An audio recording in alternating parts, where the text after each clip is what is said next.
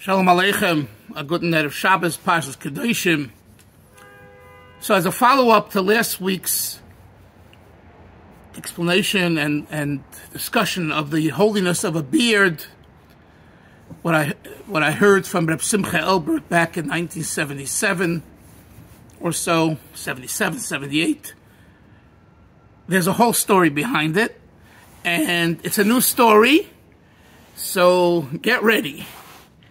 And it shows the great respect and, in a way, subservience, bittul, that Reb Simcha had for the Rebbe. When Reb Moshe Wiener, the author of the Sefer, the book Hadris Panim Zokin, the authoritative work on the importance of wearing a beard, having a beard and letting your beard grow, which is a must-read, at least parts of it. It's over 1,000 pages, but you can read it in various ways, including citations from many Rabbonim, Rebbes, Litvische Gedolim, Sfardische Gedolim over the centuries, up to the most recent Rabbonim, including Reb Chaim Kanievsky, who was adamant that every person wear a beard, meaning every Litvak, every Litvish should wear a beard. So his Sefer came out in 1977, 77, 78, and he felt he needed an approbation, a haskama, from Agudas Rabbonim organization. The Agudas Rabbonim, the members of which were Rabbi Feinstein was the Nossi, I believe, the president, Rabbi Simcha Elberg, Rabbi Yaakov Kamenetsky, the Litvische Gedolim, and Rosh Hashivas, and other Rabbonim. And Rabbi Moshe felt that if he gets their approval, their haskama, it really would give credibility to the Sefer. So the question is, how do you get this organization, which had members which didn't have a beard or a full beard and all of that, how do you get them to give haskama on such a sefer?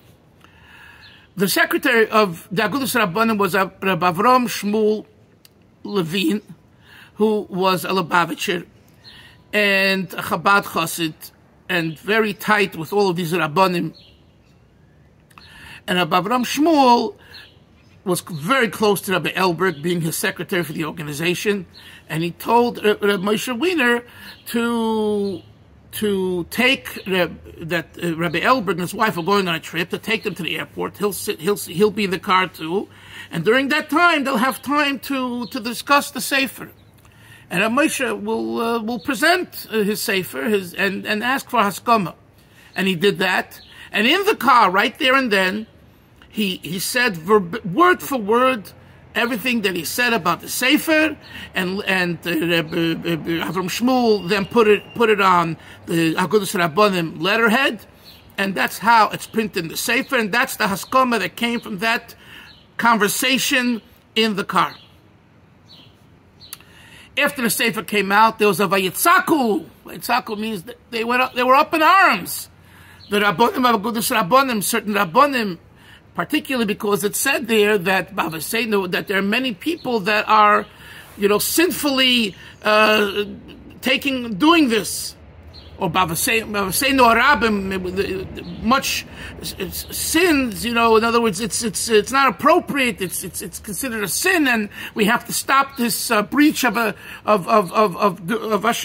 going against halacha and Torah, etc. And this caused them to go berserk and to call Simcha Elberg, Reb Simcha Elberg. And Reb Simcha Elberg, the pressure was so great, he wanted to retract the haskama, claiming he never said exactly those words, etc., etc. Rabbi Avram Shmuel calls Rabbi Moshe Wiener, he says, you have to speak to him. You don't speak to him, he's going to publish in Hapardes. He was the editor of a journal called Hapardes, which was a monthly scholarly Torah journal that came out, and all the Rosh Hashivas and Rabbonim and Chiddush Rebbes and the Olam HaTorah in the greater New York area. This was one of the few journals that people respected.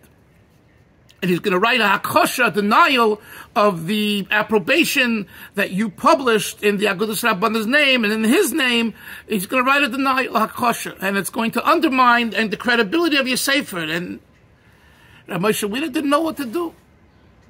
Oh, he, as a chassid of the Rebbe, he turns to the Rebbe, and he was in touch with the Rebbe this entire period, about all the different Rabbanim that were giving us as the Rebbe would refer to Rabbi Moshe, der junge Mann, for the Mirror Talmud. The Mirror Talmud, he studied in the Mirror Yeshiva, so before he became a Lubavitcher, or while he was a Lubavitcher, while he became Lubavitch, whatever the case, and the Rebbe referred to him the Mirror Talmud. So the Mirror Talmud, Rabbi Moshe Wiener, was in touch with the Rebbe. Anyway, at this point, he wrote to the Rebbe again, and the next thing he knows is that Rabbi Avram Shmuel Levin says to Rabbi Moshe Wiener, Rabbi Elberg coming to 770 on this and this date, you park your car outside. I'm sure he'll be speaking to the Rebbe after Mincha, and after, I'll be with him, and I'll walk him into your car. You take him back to Borough Park where he lived. Fine. Kachave. He's sitting in the passenger seat, and Moshe is driving, and he looks at him, and he says, Mechaber! With anger and and he tells him, you made me such problems. It's outrageous what you did. And Moshe is driving the car, and he already knew how upset he is, but he had to do it. He had to have this meeting, a discussion, and he had a captivated audience. 3 people, Rabbi Elberg, Rabbi Moshe Wiener, and Rabbi Avram Shmuel Levin. As he finishes with his face is red and he's angry, and he calms down and he says, I just came out of speaking to the Rebbe, it was in the hallway outside of the Rebbe's room, because this was after a heart attack, so probably he didn't go into the room. And the Rebbe told me how wonderful your sefer is. He lauded it. And the Rebbe asked me to speak about the beard at my annual Shvir Shal Pesach drasha that I give in Borough Park at the Agudas Yisrael Shul on 14th Avenue and 46th Street. And then the Rebbe asked me also to write about it in Hapardes. And I'm going to do both. Rabbi Moshe Wiener could not believe what he heard. A moment ago, he was going to tear him apart, rip him apart. And then he says, but it happens to be that the Rebbe just spoke to me about it. But Pashtus, this was because, why? Because Moshe Wiener wrote to the Rebbe about the whole issue. So the Rebbe took the opportunity to talk positively about the Sefer, and the Rebbe wanted the Sefer. This was something that the Rebbe, Rabbi Chadakov, they were pushing. I mean, there's so much to talk about how important the Sefer was to them, to encourage people to grow their beards. So the Rebbe spoke positively to the Elberg, and he asked him to speak about it, but now I understand why he spoke about it. By the way, last week I said that he himself didn't have a full beard at the time. Guess what? He grew a beard right after. After that drasha, he grew out his beard. So I asked Rabbi Moshe Wiener, how is it that he could speak this way and yet not have a beard? He says, if you knew Rabbi Elberg, that's the, he was Isha Emes, but for whatever reason, he didn't, he didn't see it as a contradiction. It took him time to bring the emes that he believed in in a practical way. By the way, I reminded myself that he said that, and he said it, and then he printed in his sefer, Imre Simcha, that the regular water carrier and simple Yid in Poland, in Warsaw, it was greater for them to have a beard. In other words, it was worse for them to cut off their beard than to cut off their arm and their leg. That's what he said. That's how important for the average simpleton in Poland, in Varsha, in Warsaw. Not for the tzaddik and the Rosh Hashiva and the goin and the Talmidei Chachamim. But the average simple person would rather let their hand and their foot cut off than their beard. So this is I just wanted to be mashlim to complete what we discussed last week, to give you the full picture in the background, and now I understand why he spoke about it, that Shviyah Shel Pesach, and everything that goes along with it. I also want to mention that today is the Yahrtzeit, Shabbos, today, tomorrow, Erev Shabbos, Vav Iyar is the Yahrtzeit of a good chaver, a friend from our yeshiva days, Rabbi Dovid, Bryn, Olav Sholem. Dovid was a Taira chaver.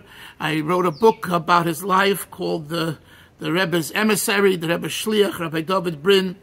And he was a Yid that loved everyone at his Levaya. He had 1,000 people from Litvish, people, Rabbanim and Hasidim and Shluchim, and people with ponytails, older, younger.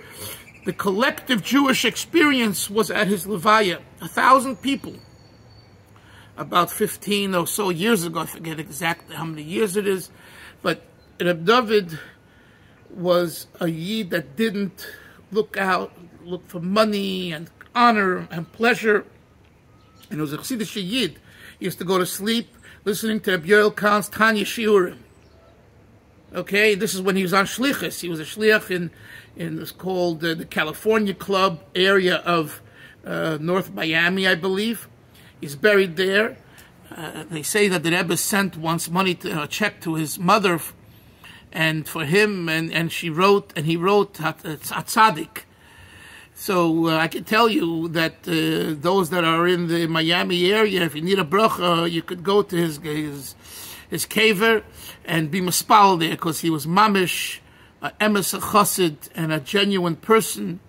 And schus d'shmase, and this Shabbos Vav Iyar is his Yahrtzeit, and we all have a good Shabbos, and only simches, and v'kitzur anu sheich ne'ofar v'hu b'teicham, with Mashiach's arrival, amen v'amen.